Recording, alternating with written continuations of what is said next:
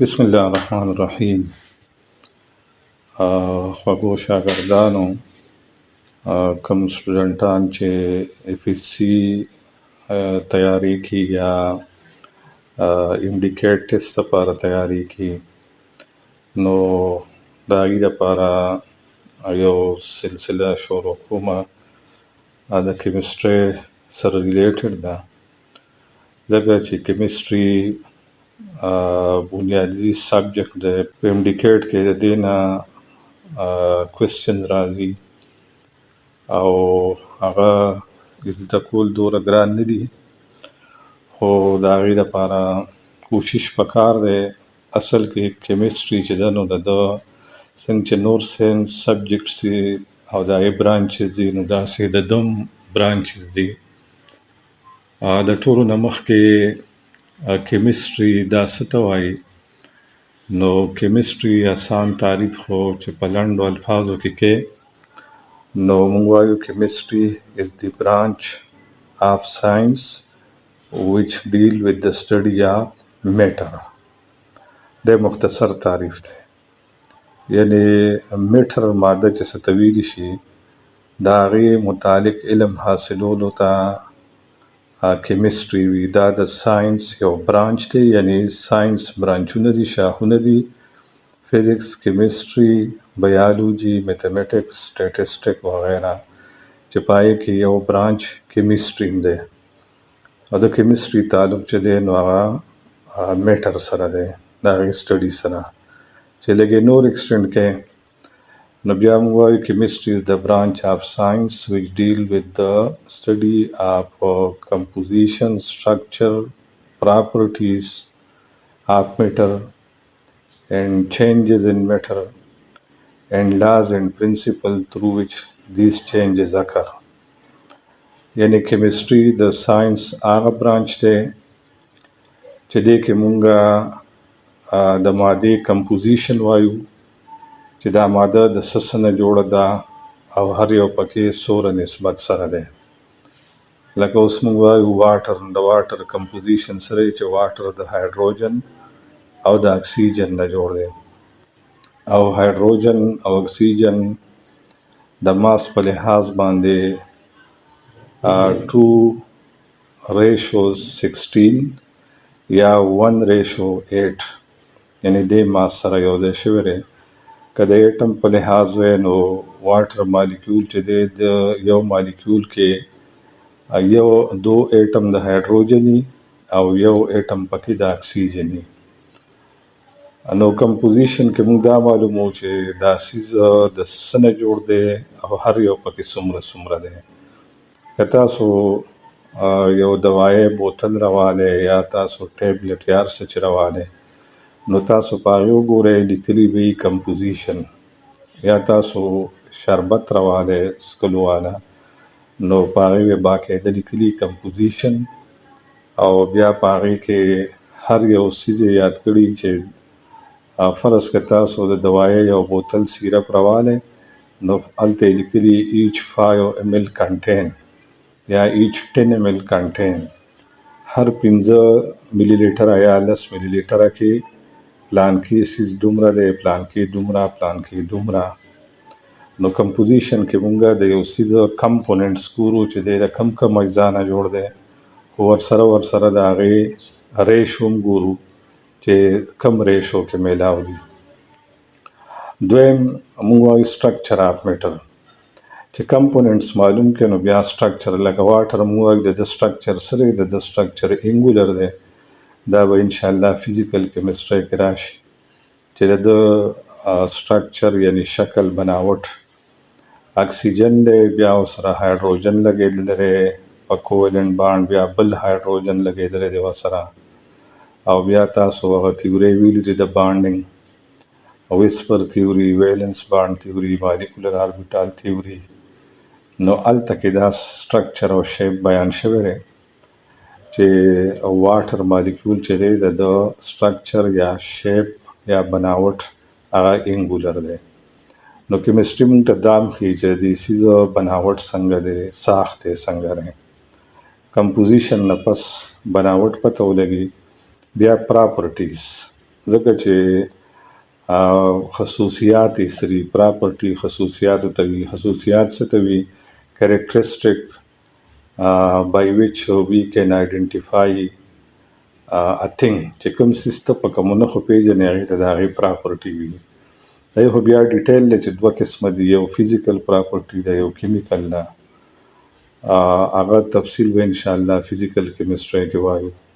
خو سټرکچر سره ریلیټډ بیا د هر څیز پراپرټیز دي، نو کیمسټري ته د هغې پراپرټیز هم بیاني. لکه د واټر فزیکل پراپرټي کې غټ غټ سري د بوایلینګ پوینټ دی 100 ډیګري سنټیګریډ، د فریزینګ پوینټ دی، د کلر دی چې دا کلرلیس دی واټر، د آرډرلیس دی بویې نشته، او دغه شان چې دی ټیسټلیس دی څه ذایقه یې نشته. دا غټ غټ د دې فزیکل پراپرټي دي. او کیمیکل پراپرټي کې لکه موږ د ډیکمپوزیشن وایو چې دا مات کې نو د دنه به هایدروجن ګیس او اکسیجن ګیس جوړیږي. داسې د هر میټر باره کې ویلی شي.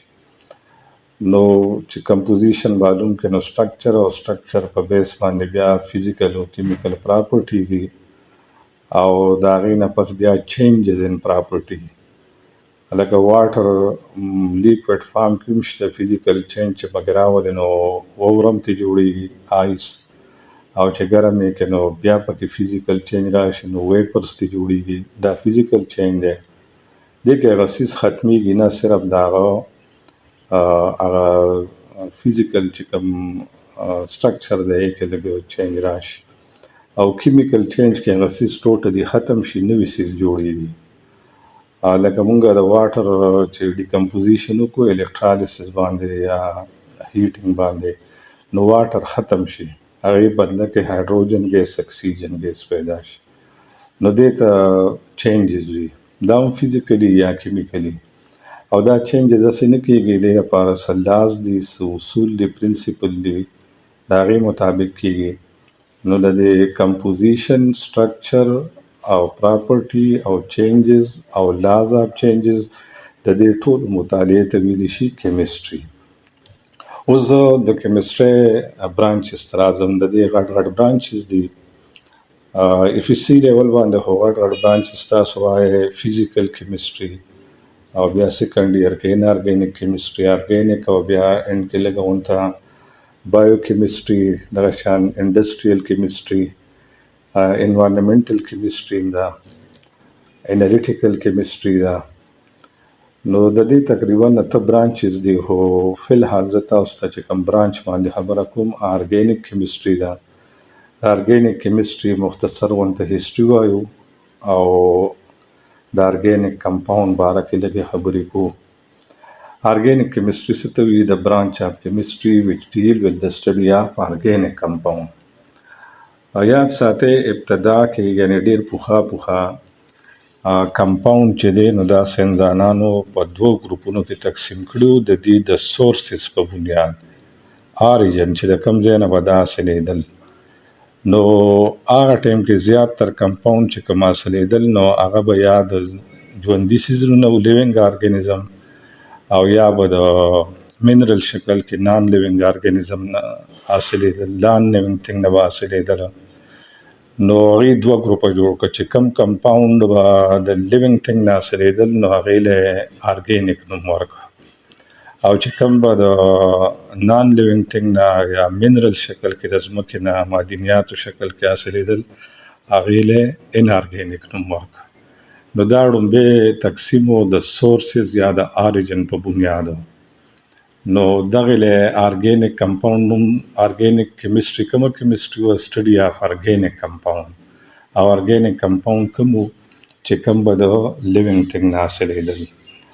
او دا نوم چې دی نو دا برزیلیس استعمال کړی په ړومبي ځل باندې د هغه کمپاوند لپاره چې کوم به د لیوینګ ارګانیزم نه حاصلېدل. دا تقریبا 1807 کې دا نوم هغه استعمال کړی و. او بیا چې دی نو ستاسو د بک کې چې دی FSC دی کتاب کې چې دا برزیلیس چې و نو د یو تیوري هم پیش کړی وه چې هغې ته وایټل فورس تیوري وي. قوت حیات نظریه، یعنی داسې یو قوت چې کوم څیز کې ننوځي نو هغې کې ژوند پیدا شي، حیات. نو د ده نظریه دا وه چې ارګینیک کمپاوند څوک لیبارټرۍ کې نشي تیارولی، ځکه د هغې د تیارولو لپاره قوت حیات پکار دی، او قوت حیات د انسان د طاقت نه بار دی څه کې اچولی نشي. لہذا چې کوم ژوندي څیزونه دي هغه خو ارګینیک کمپاوند جوړولی شي خپل جسم کې، لیکن څوک په لیبارټرۍ کې دا نشي تیارولی، او د دې نوم و وایټل فورس تیوري. او یاد ساتئ دغه ورځو کې په ساینس باندې د مذهب هم ډېر اثر و، نو چا د دې تیورۍ خلاف خبره نشوه کولی، ځکه چې د هغه ټیم د هغې کوم مذهبي پیشوا رهنما و هغوی به بیا ډایرکټ پانسي کول، ډېر ساینسدانان په دې کې پانسي شوي هم وو. نو چې کله دا تیوري پیش شوه بس هېچا هم بیا کوشش نه کوو چې زه ارګینیک کمپاوند جوړ کړم. اوس قدرت څه کوله په 1828 کې دغه برزیل ایسټري دا سویډش و، د سویډن ساینسدانو، او 1828 کې د جرمن یو کیمسټ و فریډریک وولر، هغه خپلې لیبارټرۍ کې لګیا و، هغه هم ارګینیک کمپاوند نه جوړو، خو امونیم ساینیډ چې دی NH4CO باندې هغه کار کو، هیټ کو یې ګرمو یې، نو هغه سره اکسیډنټلی یوریا جوړه شوه. نو هغه حیران و چې دا خو ارګینیک کمپاوند دی، ځکه یوریا یورین نه دي جدا کوله. نو کله چې هغه د دې د پراپرټي کمپیریزن وکړو هغه یوریا سره چې د یورین نه حاصل شوی نو بالکل یو شان و پراپرټي، خو ده بیا ویلی نشو چې یاره ما ارګینیک کمپاوند جوړ کړی دی. څنګه چې تاسو ته ما ووایي چې دغه ټایم به دا ډېر خطرناک کار و چې تا به د مذهب خلاف خبره کوله. نو هغه خو جوړه کړه، خو به هر حال هغه اعلان نشو کولی. بیا هغه نورو ساینسدانانو سره رابطې کولې، نور ملکونو کې داسې مواصلاتي نظام هم، دا ټلیفونونه موبایل یې دا څیزونه هم نو، نو کافي ټایم په دې کې لګېدلی و چې کله ده بیا ښه په اعتماد کې واخیستل ځان سره ساینسدانان، او دی پبلش کړه په میګزین کې، نو هغې نه پس بیا دړادړ چې دی نو ارګینیک کمپاوند جوړ شو په لیبارټرو کې. خو دا بیا 1850 کې بیا ساینسدانانو ومنله چې یاره واقعي ارګینیک کمپاوند په لیبارټرۍ کې هم جوړېدی شي، انسانان هم جوړی شي د ان ارګینیک سورسز نه، لکه وولر چې جوړ کړی و.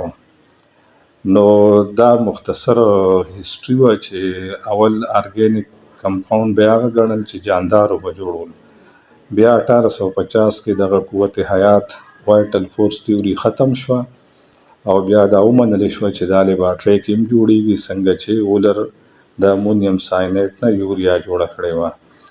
نو بیا دی د تعریف بدل که چې کله دی د ډېر کمپاوند جوړ که نو چې ویې کتل انالیسز یې وکړه نو هر ارګینیک کمپاوند کې به کاربن و. نو دی بیا تعریف داسې وکړه د ارګینیک کمپاوند چې آل کاربن کنټینینګ کمپاوندز چې دي نو دا ارګینیک دي. خو په هغې کې یعنې اوس د تقسیم چې دی نو د سورس د اریجن نه راغی دغه ته کمپوزیشن ته، چې ارګینیک کمپاوند به هغه چې هغې کې به خامخا کاربني، لیکن دې کې ایکسپشن شته، داسې ډېر څیزونه دي چې هغې کې کاربن شته خو هغه ارګینیک نه دي، لکه کاربن کنټینینګ الایز چې دي سره د سټیلو یا د کانسی پیتل، دا کاربن کنټینینګ الایز، هغه الایز برد تاسو پیژنئ چې 2 یا 2 سے زیاده د اترونه جوړي، نو هغې کې اگر که کاربن یم خو هغه ارګینیک نه دي. میټل کاربونیټس، بای کاربونیټس، او دارنګې کاربونایل کمپاوند، ساینایډس، ساینیټس، اکسایډز او سلفاید آف کاربن، دا ټول چې دي دا ډایمنډ، ګریپایټ او دغه شان مارفس فام چې کوم دي دا ټول چې دي نو دې کې کاربن شته خو دا ارګینیک کمپاوند نه دي. او وجه بیا څه ده؟ نو وجه د هغې یو پراپرټیز ده، یو نیچر آف بانډینګ دی. نو څلور څیزونو باندې تقسیم وشو. یو آریجن یعنی سورس، دویم بیا کمپوزیشن، دریم بیا پراپرټیز شو، او څلورم نیچر اف بانډینګ شو. په دې به تفصیل بیا کو. او فی الحال مونږ دا ووایو چې ارګینیک کیمستري په ابتدا کې تعریف یې خو دغه و چې د ارګینیک کمپاوند مطالعې ته وي. بیا ارګینیک کمپاوند مونږ ووایو چې ابتدا کې هغه و چې د لیوینګ تھنګ نه حاصلېدل. بیا وروسته چې کله ولر د انارګینیک کمپاوند نه لیبارټرۍ کې جوړ کړ نو کمپوزیشن ته خبر راغله چې کاربن یې پکې. نو بیا داسې ډېر کمپاوند و چې کاربن پکې و خو هغه ارګینیک نه و. د پراپرټي په وجه چې د هغې پراپرټي د ارګینیک کمپاوند په شان نه و، یا نیچر اف بانډینګ د وجې نه چې د هغې بانډینګ چې دی د انارګینیک کمپاوند په شان و، د ارګینیک کمپاوند په شان باندې نه و. نو دا مختصر غونته هسټري وه د ارګینیک کیمستري او د ارګینیک کمپاوند. او دې سره ریلیټډ کوم ایم سی کیوز چې راځي نو هغه تاسو خپل هم بیا دې کې جوړولی شئ. لکه دا هم راتلی شي چې یاره وایټل فورس تیوري چا پیش کړې وه. دا کوېسچن راتلی شي وایټل فورس تیوري کله ختمه شوې وه. او بل کوېسچن دا جوړېدی شي چې برزیلیس څوک و. بل دا چې ولر څه کارنامه وه په ارګینیک کیمسټرۍ کې. ولر ته دا فادر اف ارګینیک کیمسټري هم ویلی شي. او دارنګې بیا دا کوېسچن کیدی شي چې ابتدا کې تقسیم په کم بیس و بیا وروسته ولې چینج شو. نو کوېسچنې پکې ډېرې جوړېږي او ما په هغې باندې جوړې کړي هم دي، ویډیو کې مې شیر کړي دي. تاسو زما په چینل باندې کتلی شئ. انشاءالله دې نه پس په سورسز اف ارګینیک کمپاوند باندې خبره کوو.